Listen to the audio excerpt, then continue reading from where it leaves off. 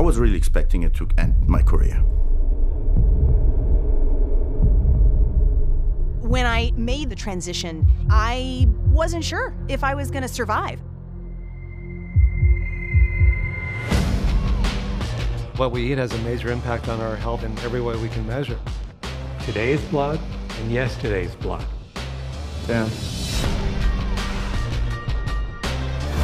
To think that these elite fighting machines were eating mainly plants went against everything I'd been taught about nutrition. There's no one that can relate to that better than I do, because I've lived in that world.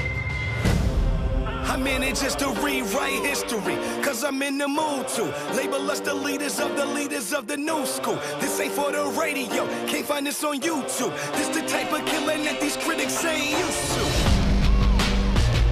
Victorious.